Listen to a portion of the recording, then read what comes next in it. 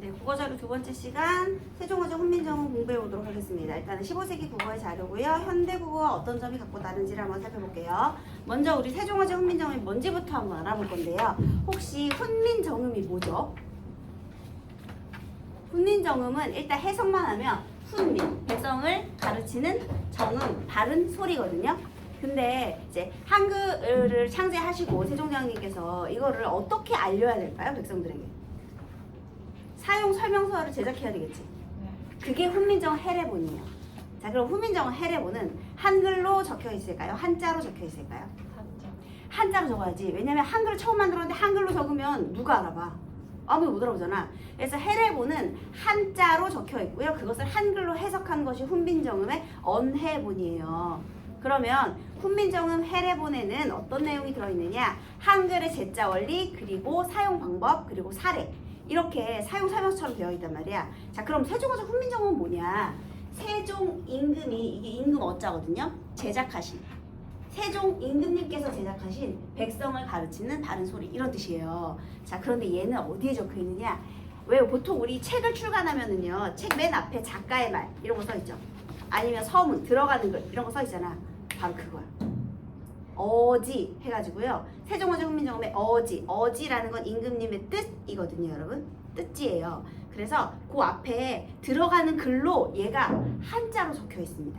자, 그런데 좋은 글귀는 여기저기 널리 알리고 싶잖아요. 그래서요, 얘를 한글로 해석한 다음에요, 여기저기 책마다 다 껴놓은 거야. 한글로 해석한 뜻의 한글로 해석한 책에는 앞에 다 실어버리는 거야. 원래는 해례본의 서문이거든요. 근데 걔를 한글로 해석해서, 자, 우리 거기 교재에 보면 월인석보라고 되어 있죠. 출처가. 세종어제 훈민정음 책에서 가져온 게 아니지, 얘들아. 왜냐하면 해례본에는 한자로 적혀 있어요. 근데 그거를 한글로 해석한 다음에 이렇게 월인석보는 뭐냐면 그냥 부처님의 일대기라고 생각하시면 되겠습니다. 부처님의 일대기를 읊은 책인데요. 거기 한글로 기록을 했잖아. 그러니까 한마디로 얘들아, 성경 같은 걸 한글로 번역했다고 생각하시면 돼요.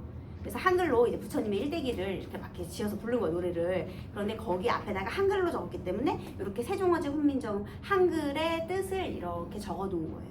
이거 성균관대학교 도서관에 가면 볼 수 있어요, 원문으로요. 네, 성균관대학교에서 소장 중입니다, 여러분. 그래서요, 우리 이렇게 지금 어디에 들어있는 글이냐? 해례본의 어지 부분에 해당하는 것이다. 자, 그럼 여기에 굉장히 또 많은 것이 함축되어 있는데요. 우리 세종어제 훈민정음의 내용은 한글의 제자 원리를 설명하고 있다. 맞을까요? 틀릴까요? 틀렸어요. 한글의 제자 원리는 본문에 있어요. 얘는 뭐라고? 서문. 그래서요, 얘는 한글 창제의 취지, 얘들아, 취지가 무슨 뜻이지? 목적을 다룬 거예요. 우리가 항상 선생님 용비어 청가에서도 얘기했지만요, 막 공세문법 열심히 외웠어. 근데 결국은 어디서 틀리느냐? 이런 배경에서 틀려버려. 왜냐면 이런 거는 외우지도 않았거든요. 그러니까 어이가 없는 거야. 훈민정음 해례본에서 발췌된 것이다, 뭐 이런 거는 맞는 거잖아. 근데 애들이 그런 걸 잘 모르는 거야. 그 다음에 내용이 한글의 제자 원리와 사용 설명법을 설명하고 있다, 이러면 틀리는 거야. 한글의 제자 원리를 설명하고 있다. 그럼 틀려요. 왜냐하면 뜻을 내가 이걸 창제한 목적에 대한 내용이거든요. 그래서 얘는요, 우리 훈민정음 해례본의 앞부분에 실려 있고, 게다가 한글 창제의 취지를 담고 있는 내용이다라는 걸 일단 기본적으로 알아볼게요. 자, 그다음 여러분, 얘도 15세기 중세국어 자료예요. 이렇게 가로로 띄어쓰기 되어가지고 적혀 있었을까요? 원문은요?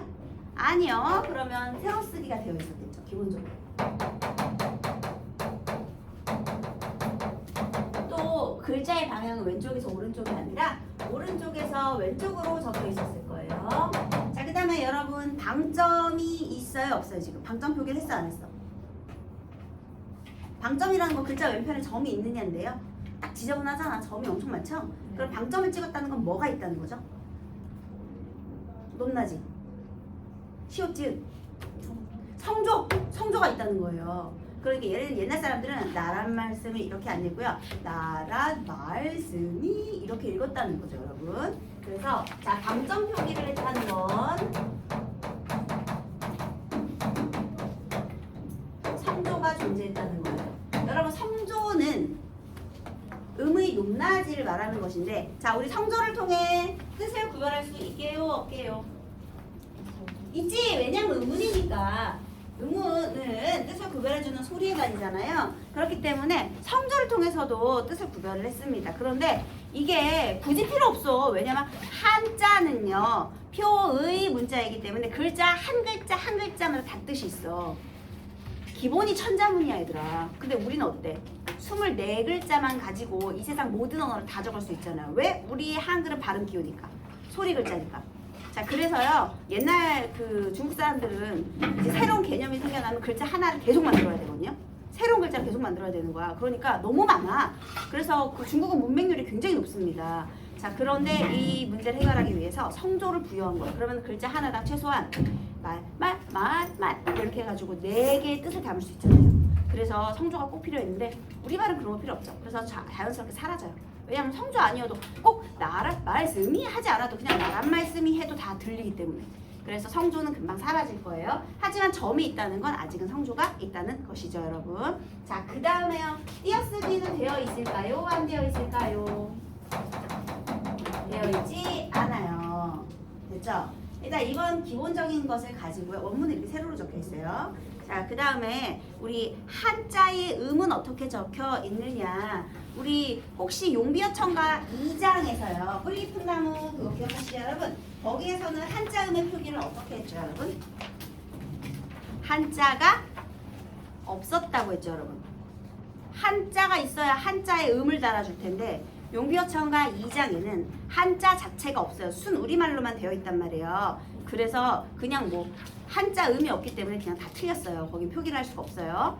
자, 그리고 용비어천가의 2장 말고 다른 데에는 어떻게 되어 있느냐? 음을 달지 않고 그저 한자만 적어 놓았어요. 다른 데서는. 그러니까 음을 안 달아줬어. 그런데 이 세종어제 훈민정음의 원문에는 어떻게 되냐면요. 그러니까 예를 들면 저거 지금 세종대왕의 그 세가 세상 세자거든요. 이렇게 적혀 있잖아요. 그러면 한자는 크게 적고요. 한글을 조그맣게 해요. 이렇게 적어놨어. 한자 아래에다가 음을 아주 작게 달아놨어요. 근데 이거를 그냥 여기 편의상 이렇게 적은 것 뿐이에요, 여러분. 자, 그 다음 여러분 옛날 사람들이 이거 생종엉쟁 훈민정음이라고 읽었을까요? 아니면 세종어제 훈민정음이라고 읽었을까요? 생종이야, 세종이야? 세종이지. 왜요, 여러분? 왜? 자, 자세히 보시면 자, 여기는 예디음. 그러니까 꼭다리가 있다는 거, 음가가 있다는 것이죠. 근데 여기를 보시면 이렇게 꼭다리가 없는 무음가 형식 종성 이응이에요. 무음가라는 건 소리값이 없다는 거죠. 여러분, 자, 우리 한자음의 표기 방식 2개 있었죠. 현실적 한자음과 동국정식 한자음 표기. 자, 어떤 방식을 따르고 있는 거예요? 동국정식 한자음 표기. 게다가 심지어 여기 초성에 지금 뭘 써줬니? 여린이을 써줬죠? 얘도 뭔가 비어 보이니까 그냥 여린이을 써준 거야. 왜냐면 초성에 이 음가 없잖아. 그러니까 가끔 초성에 이렇게 여린이을을 써주기도 해요. 자, 우리 이런 표기를요. 동국정식 한자음 표기 라고 하는데요. 굳이 왜 여기에만 이렇게 네모를 쳐놨느냐. 다른 것들은 현실적인 한자음으로 써도 이렇게 쓰거든요. 근데 여기에서 이제 얘를 확인할 수 있기 때문에 이렇게 해준 거예요. 동국정식 한자음 표기의 큰 특징 2개 말해볼까요? 첫 번째, 최대한 어떻게? 중국 원음에 가깝게. 중국 원음에 가깝게 표기를 했어요. 그래서 이상적 한자음 표기라고 하는 거예요. 예를 들면요, 나란 말씀이 뒹기게 달아 이렇게 써 있잖아요. 그냥 뒹국이라고 하면 되거든요. 우리말로 하면 나라 국이잖아. 근데 국을 굳이 귀이라고 써준 이유는 우리한테 그렇게 들렸기 때문이야. 중국 사람들이 발음할 때 애귀 이렇게 발음하죠. 혹시 여기 중국어 지금 제2언어 중국어 하시는 분? 그 이름도 이 애 이름이 원래 김은호잖아. 이거 중국식으로 하면 어떻게 돼요? 중국식으로 하면 어떻게 돼, 김은호? 아유, 아무튼 간에 이렇게 좀 발음이 바뀌죠, 그쵸? 바뀌잖아. 그런 것처럼 최대한 이제 중국 원어에 가깝게 하려고 이렇게 링릭이라고 써준 거예요. 그렇게 사람들이 발음을 했나 봐. 귀기 이제 귀 뭐 이렇게. 자, 그 다음에 아무튼 두 번째는 뭐냐면 초성, 중성, 종성을 모두 갖추어 표기했어요. 무엇을 이용해서? 무음가 형식 종성 이응을 사용해서요. 네? 너무 길어서 여기까지만 써볼게요. 무음가 형식 종성 이응을 사용했어요. 그러니까 예를 들면 봐봐라. 비었지. 밑에 칸이 비었잖아. 바지 안 입은 거 마냥. 그러니까 이건 격식을 갖추지 않았다고 생각한 거야. 어찌 중국의 글자를 대하면서 바지를 안 입을 수 있단 말입니까? 해가지고 이렇게 채워준 것 뿐이에요. 이해되셨죠? 자, 그 다음 이제 우리 본문을 읽을 건데요. 오늘은 많은 부분을 공부하진 못해요. 하지만 그래도 선생님과 함께 읽고 그 다음에 어디에서 끊어있는지 보고 그 다음에 필기를 열심히 하도록 하겠습니다. 여러분 이거 중세국어 되게 잘하고 싶죠? 잘하고 싶잖아. 왜냐하면 중간이 없다고 선생님이 얘기했지. 모르는 애들은 다 틀리고요. 그냥 무슨 말인지 하나도 몰라. 그리고 중세국어를 조금 공부했다 그런 애들은요. 그냥 다 맞춰요. 왜냐하면 너무 쉬워. 걔네들 아는 자의 눈에는 너무 쉬운 거야. 근데 모르는 자의 눈에는 그저 외국어 같죠. 자, 그래서 여러분 중세국어를 잘하려면 어떻게 해야 되느냐. 형태소 분석을 하세요. 여러분. 형태소 분석은 선생님이 해주잖아. 그럼 니네들이 할 일은 뭐냐. 존나게 필기하는 거야. 얘들아. 선생님이 여태까지 공부하면서 니네 필기 열심히 하라고 한 적 있어? 내가 문학책 같은 거 수업 시간에 하면서 필기했나 안 했나 검사하고 돌아다닌 적 있어? 근데 얘는 해야 돼요. 얘는 진짜 귀찮아도 앉으세요. 얘는 귀찮아도 무조건 형태소 분석하는 것과 다 해야 돼요. 지금은 맛보기 시간이니까요. 선생님이 빈칸 종이를 크게 주지 않았어요. 근데 나중에 내신 들어가면요. 이 한 줄이 한 칸짜리. 그러니까 한 장에 한 줄 해가지고요. 엄청 빽빽하게 필기할 수 있는 많은 공간이 담긴 자료를 줄 거예요. 그러면 그거를 아주 열심히 하는데 오늘은 있는 정도껏 성의껏 열심히 한번 필기를 해보세요. 나중에 내신 들어갈 때 좀 더 자세히 합시다. 자, 일단은 한번 이거 읽어야 되겠죠. 어디에서 읽는지 잘 따라서 보시고요. 선생님이랑 한번 읽어볼게요. 근데 선생님이 먼저 필기를 좀 해줄게요.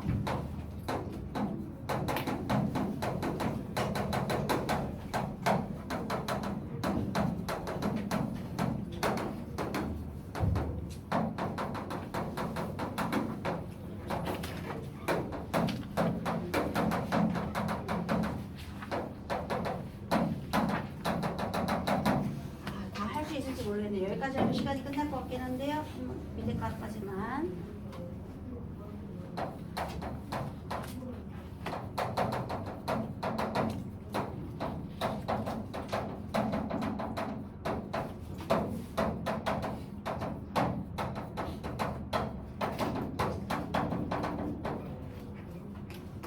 잘 못 쓸 것 같아서 여기 적을게요.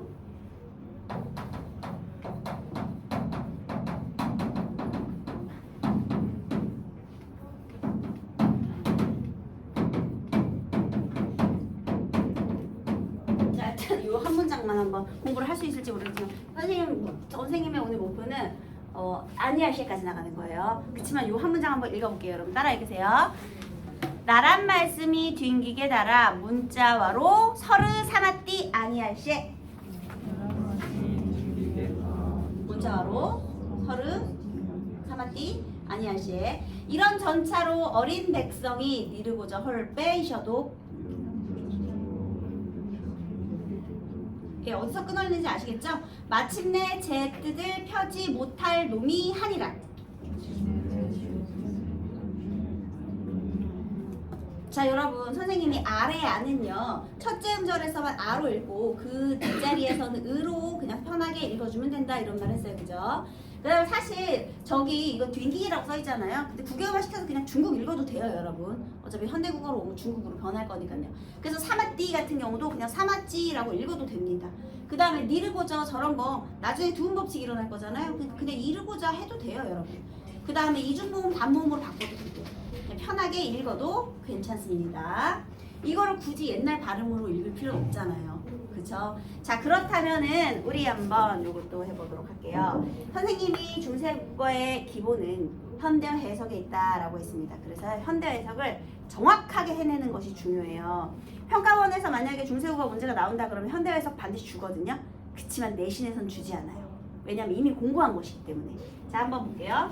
정확하게 해야 돼요. 나라의 말이 중국과 달라 문자와는 서로 통하지 아니하므로 이런 까닭으로 어리석은 백성이 이루고자 할 바가 마침내 자신의 뜻을 여기 실어가 빠졌네요.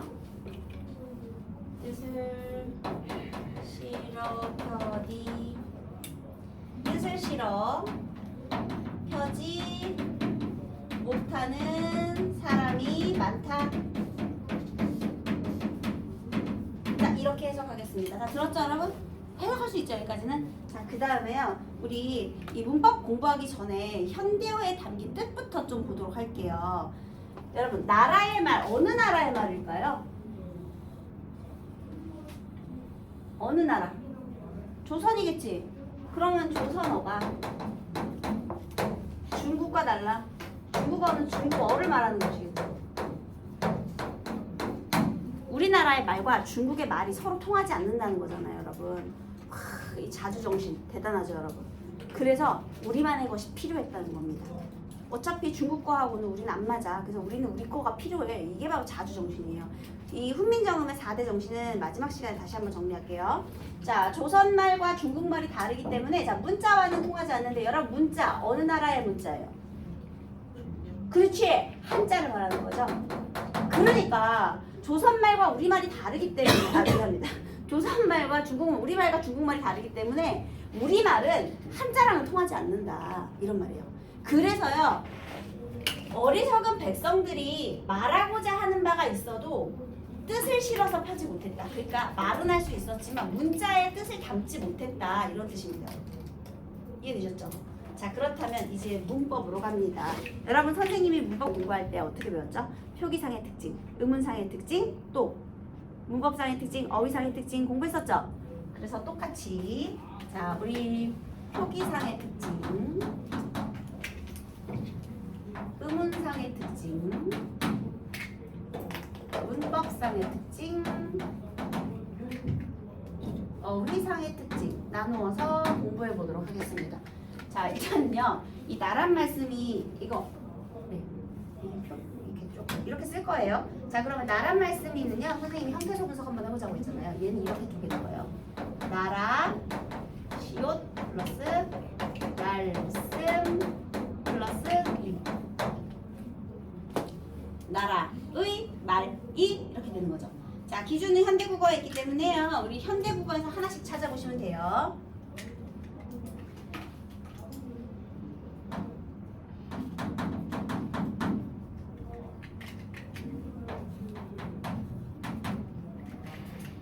네, 색깔 부분만 하세요, 여러분. 자, 먼저 요거. 여러분, 얘 현대국어에서 어떻게 해석하죠? 뭘로 해석했어? 그대로 가봐. 현대국어에서 어떻게 해석했어? 뭘로 해석했어? 나라 의잖아요, 여러분. 의지? 현대국어에서 의하고 똑같지? 얘들아, 이거 무슨 조사야? 의가 현대국어의 무슨 조사예요? 체온 뒤에 붙어서 다른 체온을 수식하도록 만들어줘요. 그러면 관형 어의 역할을 하도록 만들어주니까 무슨 조사? 관형격 조사.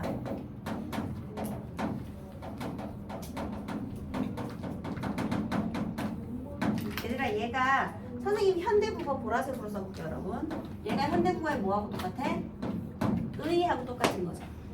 현대 얘하고 지금 똑같잖아요. 나라 의. 그쵸? 여러분, 현대국어에는 관형격 조사가 하나밖에 없죠. 근데 중세 때에는 다양했다고 했죠. 어떻게 구분해서 쓴다? 선행하는 체언이 유정명사냐 무정명사냐에 따라서, 또 만약 유정명사라면 높일 필요가 있느냐 아니면 보통이냐에 따라서, 그 다음에 보통의 유정명사라면 음성모음을 가지고 있느냐 양성모음을 가지고 있느냐에 따라서요, 시옷도 쓰고요, 의도 쓰고요, 그리고 또 일부 체언에서는 이도 쓰고 막 이런다고 했잖아요. 자, 그러면 정리. 왜 시옷을 썼게? 유정명사야 무정명사야? 나라? 사람입니까? 동물입니까? 그럼 뭐예요? 무정명사야. 무정명사라서 시옷 쓴 거예요. 나라 사람 아니잖아요, 얘들아. 그지? 그래서 무정명사라서 시옷 쓴 겁니다. 이 시옷은요, 아예 높임의 유정명사거나 아니면 무정명사에서 쓰는 거예요. 부처님이나 나라 이런 거, 돌 이런 것들. 오케이? 자, 그 다음에 관형격 조사가 사용이 되고요. 얘는 의로 해석하는 거예요. 자, 그 다음에 여러분 여기서 이를 한번 볼까요? 여러분 이도 현대국어에서 찾아보니까 그냥 이죠 여러분. 이는 무슨 조사예요? 무슨 조사일까요? 주격조사지. 근데 주격조사가요 어떤 조건에서 사용되고 있어요? 얘들아 현대국어에는 주격조사 뭐 있어? 이가. 근데 중세에는 뭐만 있었다고? 이만. 가가 없었어요. 근데 이 이가 의문환경에 따라 달리 사용되었는데 자음 뒤에서는 이가 아닌 모음 뒤에서는 그냥 이 모음 뒤에서 생략. 기억하시죠? 기억하잖아요. 그지? 자, 그러면 얘는 자음 뒤에서 주격조사 ES임을 확인할 수 있죠, 여러분. 얘는 현대국어에도 똑같이 뭐예요? 이. 자, 그럼 이제 시험 문제. 현대국어와 마찬가지로 맞아 이거? 중세 관인격조사 시옷 현대국어와 마찬가지로 돼요? 안 되지. 시옷이 어딨어. 주격조사 2 현대국어와 마찬가지로 어때요? 얘는 똑같으니까 괜찮아. 그런데 뭐가 달라졌느냐? 여러분 표기법에서요 형태소를 두 개를 같이 적을 때요 앞말에 받침이 있고 뒷말이 모음으로 시작했어. 그래서 이어 적는 표기를 우리가 연철 또는 이어 적기라고 불러줬죠. 현대국어는 이렇게 적어요. 끊어 적기 하거든요. 이렇게. 현대국어는 끊어 적죠. 근데 중세국어는 어떻게 적은 거야? 이어 적기 한 거야. 그래서 이거 이어 적기. 또 이어 적기는 어디서 확인할 수 있느냐? 선생님 여기 요거만 이렇게 좀 적을게요. 얘들아 뒷깃 N은 이어 적는 거야? 끊어 적는 거야? 그렇지. 얘는 끊었지. 다라는 끊었지. 그다음에 문자로 서로 사간티 아니어시 이러던 차로 어디 있어? 백성이 이어 적어서 끊어 적었어. 끊어 적었어. 그다음 자 뜨들 요는 어때? 이어 적었죠. 그다음에 싫어. 이어 적었죠. 놈이 이어 적었죠. 여러분 저 중국에도 왜 끊어 적을게요? 맞춰봐. 본문을 보면 맞출 수 있어. 여기서는 못 맞춰. 왜 끊어 적어올게? 중국이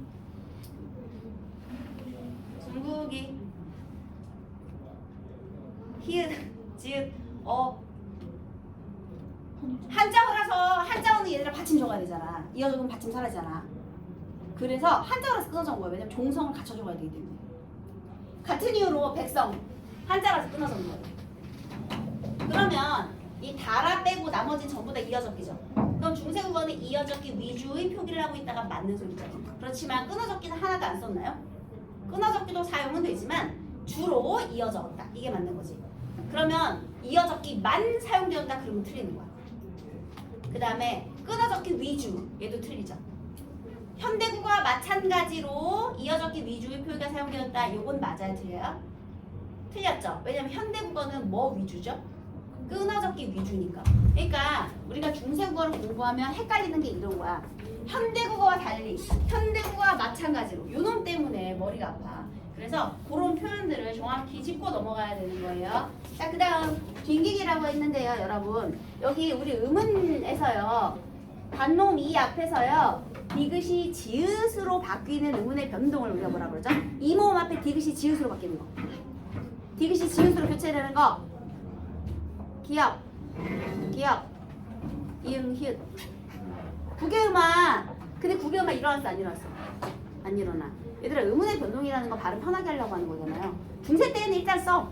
어떤 의문 변동도 안 일어나요. 그러다가 불편하니까 근대에 와서 의문의 변동들이 막 일어나는 거야. 그래서 볼래요? 여기 지금 오문상의 특징인데 여기에 지금 구개음아 안 일어났죠?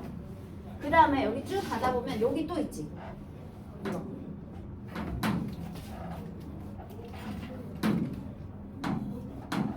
여기도 구개음아 안 일어났죠. 그 다음에 여기 가다 보면은요 이 미를 보죠. 초성의 얘들아 선생님 말 맞는지 틀리는지 한번 확인해줘. 초성의 니은이 이응으로 교체되었다. 맞아요? 틀려요? 초성의 니은이 이응으로 교체되었다. 틀렸지? 왜냐면 얘 의문 있어 없어? 없어. 얘 빈칸이야. 그러면 초성의 니은은 교체가 아니라 어떻게 된 거야? 탈락한 거지. 그런 걸 우리가 뭐라 그래? 첫 소리에 니은 탈락하는 거. 두음 법칙. 그래서 두음 법칙도 일어나지 않았다라고 해야죠. 그러니까 그냥 다 안 일어난 거야 얘들아. 됐어요? 자, 안 일어난 거예요. 그래서 의문의 변동은 그냥 다 안 일어납니다. 그 다음에 여러분, 여기에 서르라는 단어가 있잖아요. 요 단어도요. 여러분, 우리 으는요, 입술의 모양이 평평합니까? 동그랍니까? 평평해서 얘는 평순 모음이라고 하고요. 오나 우는요, 입술의 모양이 동그래요. 그래서 얘는 무슨 모음이라고 하게요? 평순 모음이 원순 모음으로 현대에 오면서 바뀔 거거든요. 그런데 사실은요, 저기 뒤에 가면 28자를 맹근오니에서요, 입술 소리 무브프프 아래에 있는 평순 모음 으가 원순 모음인 오나 우로 바뀌는 거. 그러니까 예를 들면 물이 물이 되고, 불이 불이 되고, 풀이 풀이 되고, 뿌가 뿌가 되는 이런 것들이 원순 모음하거든요. 그러니까 원래 원순 모음하는, 그러니까 간단하게 평순 모음 으가 원순 모음 오으로 바뀌는 거예요. 근데 원래 원순 모음화가 일어날 조건은 입술 소리 아래에서 일어나는데, 얘는 입술 소리는 아니죠. 리을이니까요. 얘는 혀끝 소리잖아요, 얘들아. 그런데 이 리을도 원순 모음화가 일어날 조건은 아니지만, 요즘에 이제 학교 문법에서 그냥 어쨌든 으가 오로 바뀐 건 맞는 소리니까 그냥 원순 모음화가 일어나지 않았다 해도 그냥 맞는 걸로 하세요, 여러분. 원래 원순 모음화가 일어날 조건은 아니에요. 그렇지만 어쨌든 으가 오로 바뀌었으니까 그냥 원순 모음화가 일어나지 않았다 하면 그냥 맞는 것으로 선생님 적진 않겠습니다. 원순 모음화는 일어나지 않았어. 어쨌든 안 일어난 거야. 아무것도 안 일어났어. 일어났다고 하면 다 틀리는 거야. 현대 국어에 와서 일어나는 거예요. 근대 때. 자, 그다음 이제 다시 또 우리 배울 게 많죠. 선생님이 아까 이 뒹귀 요런 표기를 어떤 표기라고 했죠? 한자음의 표기를? 어떤 표기? 동국정식 한자음 표기라고 했죠. 왜냐하면 얘는 왜 동국정식 한자음 표기야? 원음에 가깝게 표기하려고 했기 때문에. 처음 얘기잖아. 국이 아니라 귀이라고 쓴 이유는 이 귀구로 들렸기 때문에 귀구로 쓴 겁니다. 자, 그 다음 요거 볼래요? 짜? 얘들아, 이거 짱이야 짜야? 짜지? 글 자 할 때 그 자자잖아요. 그러니까 얘도 동국정식 한자음 표기인 거예요. 됐어요? 이걸 확인할 수 있다는 거죠. 자, 그 다음 이제 여기서 원래 처음에만 할 게 많아. 뒹기 에 달아 요 애를 한번 보도록 하겠습니다. 이 애는요, 여러분, 선생님 저 이번 겨울방학 때 여행 가요. 어디 가니? 중국에 갑니다 할 때 그 애는요, 장소의 의미를 드러내는 부사격 조사거든요. 그런 걸 우리가 처소 부사격 조사라고 해요. 현대국어에서 어디 에 하면요, 얘는 장소의 의미를 드러내요. 근데 여러분, 이거 장소예요 지금 뜻이요? 아니지. 그러면 어떤 의미냐면요, 우리의 말과 중국의 말이 다르다. 비교의 의미를 가지는 거예요. 그래서 다시 이 애는요, 비교의 의미를 가지는 부사격 조사예요. 현대국어에서는 비교가 아니라 처소의 의미를 드러내거든요. 그러니까 시험 문제는 어떻게 나오느냐, 여기다가 밑줄 긋고 다음 중 얘의 기능과 같은 것이 사용된 문장을 고르시오가 나옵니다. 그러면 학교에 간다의 에 같아요, 달라요? 다르지. 학교에는 장소잖아, 얘들아. 그치? 그 다음에 귤과 사과를 샀다의 과 어때요? 맞다고? 귤과 사과? 비교해요? 걔는 접속조사지, 얘들아. 그래서 땡. 너보다 시름이 많은 내가 에 보다 어때요? 비교를 했지. 너보다 내가 시름 걱정이 많대잖아. 이렇게 고르는 거야. 자, 그러면 우리가 기능 고를 때 뭘로 골라? 의미로. 그냥 형태를 생각하지 마시고요, 문장의 의미를 생각하면 정말 쉬워요. 그냥 비교의 의미가 있으면 걔 고르면 돼, 얘들아. 형보다 내가 낫다. 이게 바로 그 비교 부사격 조사인 거죠. 그죠? 그죠? 그래서 이렇게 비교해주는 의미를 고르시면 되겠습니다. 자, 그 다음 이 달라인데요. 선생님이 얘를 원리를 설명은 해주겠지만 너무 어렵게는 접근하지 마시고, 자, 여러분 얘 형태로 분석해 볼게요. 얘는요, 다르다에다가요 아가 결합했어요. 그런데 현대국어는 어떻게 된 거냐면 다르다에다가요 아가 결합해요. 다시 이거를 이렇게 써볼게요. 다르아가 해가지고 달아가 됐고요. 또 옆에 현대 거 써볼게. 다르다에다가 아가 결합해서 달라가 되었어요. 얘는 이제 현대요. 자, 여러분 우리 현대국어부터 볼까요? 원래 있잖아요. 컵에 물을 이게 다르다가 아니고 따르다라고 한번 해보세요. 따르다에다가 아를 붙이면 컵에 물을 따라가 되죠. 어간의 은은요. 모음어미 앞에서 원래 탈락하는 거야. 너네 탈락 배운 적 있잖아요. 얘들아. 그치? 기쁘다에다가 어를 붙이면 기쁘어서가 아니라 기뻐서가 되잖아요. 그치? 은은 탈락하는 거야. 자, 그런데 얘놈은요. 잘 보세요. 어간의 의가 리을의 형태로 바뀌었죠. 왜냐면 아는 그대로 있으니까. 어간의 르가 리을로 바뀌는 이것은 뭐냐? 불규칙 활용. 르 불규칙 활용.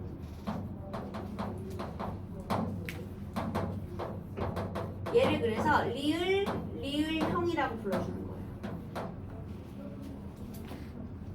잘 이해가 안 되면 현대국어에 다르다는 규칙 활용을 해, 불규칙 활용을 해? 불규칙. 그건 알겠지? 달아가 아니고 달라기 때문에 쟤는 불규칙 활용을 해요. 자, 그런데 중세의 달라를 한번 볼게요. 달라는요. 자, 요놈은요. 지금 그냥 얘만 탈락한 거죠. 그럼 달아잖아요. 그치? 아래 하나 은은 탈락하는 거예요. 그래서 얘는요. 그냥 규칙 활용을 해요. 리을, 이응 형태로. 자, 그러면 이제 시험 문제는 어떻게 나오냐? 이런 거 쓰라고 절대 안 나와. 그럼 뭐가 나와? 현대국어와는 달리 불규칙 활용을 하고 있다. 맞아요, 틀려요? 땡. 현대국어와 마찬가지로 규칙 활용을 하고 있다. 맞아요, 틀려요? 땡. 현대국어와 달리 규칙 활용을 한다. 얘가 맞겠지? 그러니까 문제는 그렇게 나오는 거야. 현대국어와 달리, 현대국어 마찬가지로 이런 식으로 나옵니다. 근데 이제 원리를 알아야 너네들이 암기가 될 것 같아서 왜 현대국어와 달리 규칙 활용을 하는데 얘를 현대국어와는 달리 리을, 이응형 규칙 활용을 한다 이렇게도 나올 수 있거든요. 그건 맞는 소리. 리을, 이응형이라는 말은 규칙 활용을 한다는 뜻이고 리을형은 불규칙 활용을 한다는 뜻이에요. 근데 굳이 왜 끊어 주었느냐? 여러분 우리 한글 발음 기호라고 했죠. 우리 리을이요. 이런 발음도 있고 이런 발음도 있는 거 아시죠? 얘가 다 리을이잖아. 우리 이거를 설치금, 설타음이라고 불러주는데요. 이게 뭔 소리냐면 예를 들면 만약에 우리가 이걸 달아라고 적잖아요. 그러면 얘는 발음이 이쪽이겠죠. 달아 되겠죠, 여러분. 달아잖아, 얘들아. 그치? 그런데 얘는 이런 발음이 아니야. 우리말의 달라는요. 달아는 혓바닥에 달 붙는 발음이란 말이야. 그러면 너네 있잖아. 이 달을 혓바닥에 딱 붙인 다음에 아를 자연스럽게 이어서 발음하면 어떻게 되는지 아세요? 달라. 그냥 달라. 이거 그냥 달라가 돼요, 여러분. 자연스럽게. 한번 해봐. 그러면 진짜 이해가 잘 돼. 달 한 다음에 그냥 혓바닥을 딱 붙인 다음에 그냥 바로 아로 자연스럽게 넘어가 보세요. 소리를 내봐. 자연스럽게 해봐. 달라. 그냥 달아가 돼요. 달라가 돼요, 여러분. 이해되셨어요? 달라. 이것 봐. 그래서 달라가 된 거야, 얘들아. 발음을 하다 보니까. 왜냐면 얘 때문에. 이렇게 발음을 하래. 달아 이렇게 발음하지 말래. 여기서 이렇게 붙이래. 그래서 끊어준 거야. 이거 구분하려고. 설치금이랑 탄사론 구분하려고. 그래서 가끔 이렇게 리을 나온 것만 끊어 적어주기도 합니다. 그때는 이렇게 읽으라는 뜻이에요. 이렇게 읽지 말고. 자, 다시 얘는 몰라도 돼. 자, 그럼 뭔 알아야 돼? 규칙 활용했다. 얘만 알면 돼. 이제 됐지? 됐어? 규칙 활용을 한다. 얘만 알면 돼요. 자, 그 다음에 우리 표기 방식 중에서요. 한글의 기본 자모의 개수는 24개였잖아요, 여러분. 그래서 이 24개의 자음과 모음을요. 이렇게 합쳐서 적기도 했거든요. 그래서 예를 들면요. 여기에 비읍, 디귿 같은 경우는요. 비읍과 디귿을 옆으로 나란히 이어서 적었죠. 그치? 옆으로 나란히 썼잖아. 나란히 쓰기. 우리 이렇게 나란히 자음을 붙여 쓰는 방법을 병서표기라고 불러줍니다.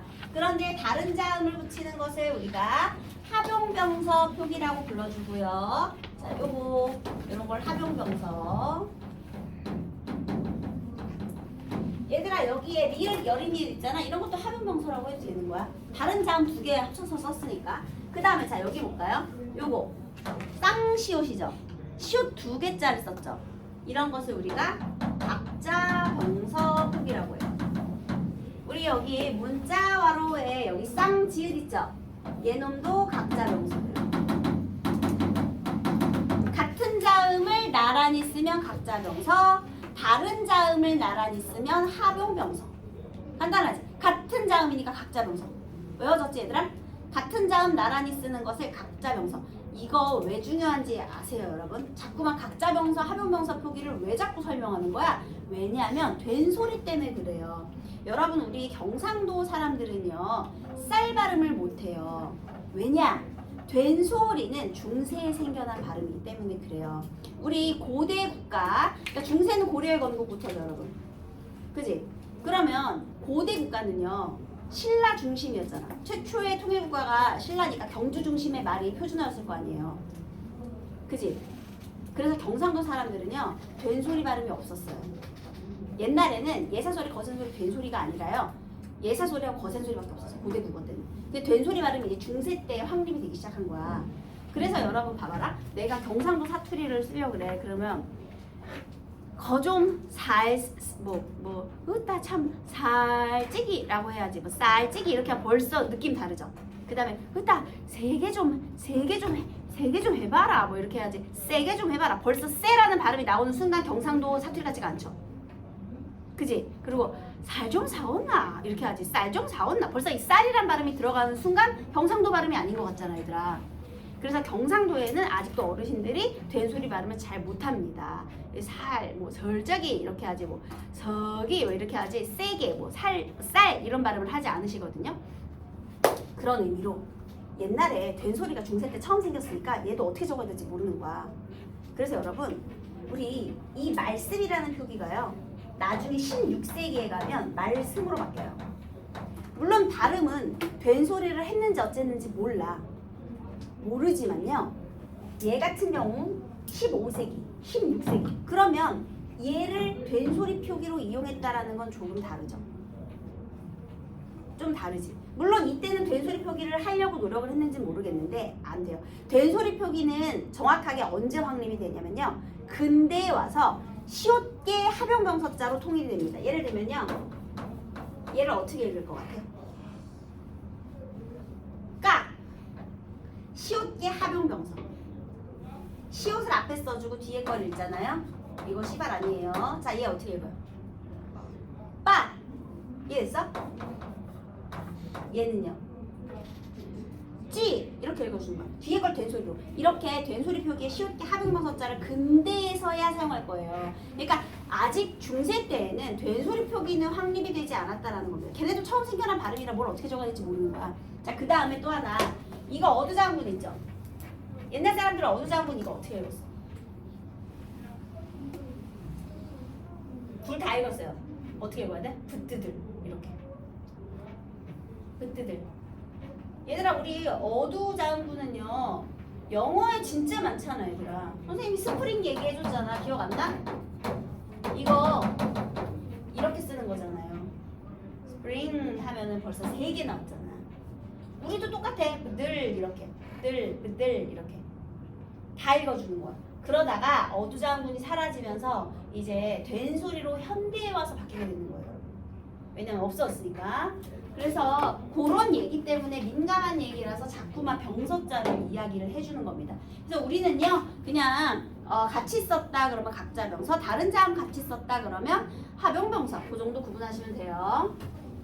자, 그 다음에 나라의 말이 중국과 달라서요. 문자와는 보조사가 되겠죠?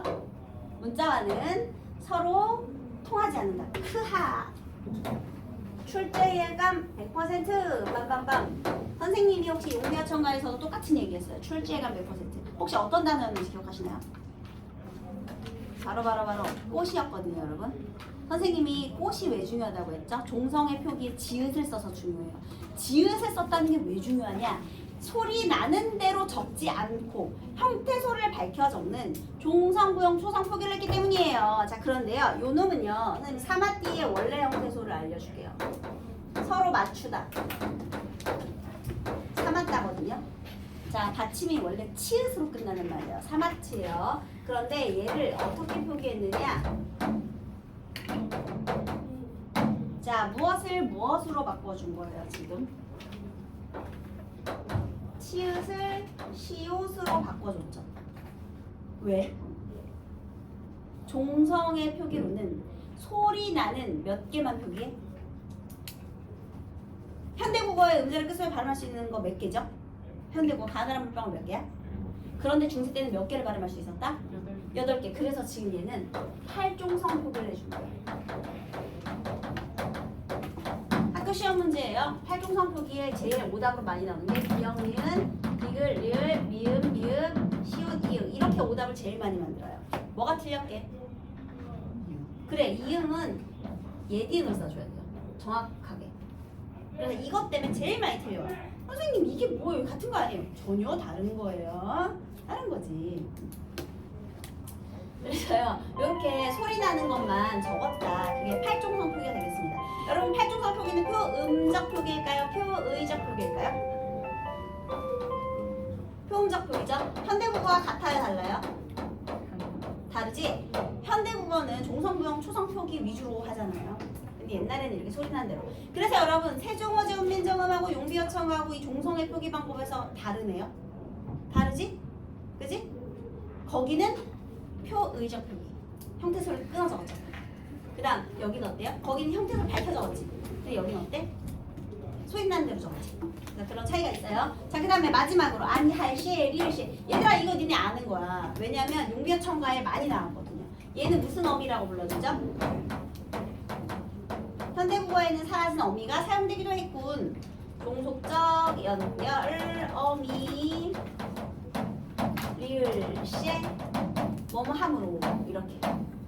그래서 원인과 결과로 이어주죠. 말이 안 통해서 백성들이 뜻을 전달하지 못했다. 이렇게 원인과 결과.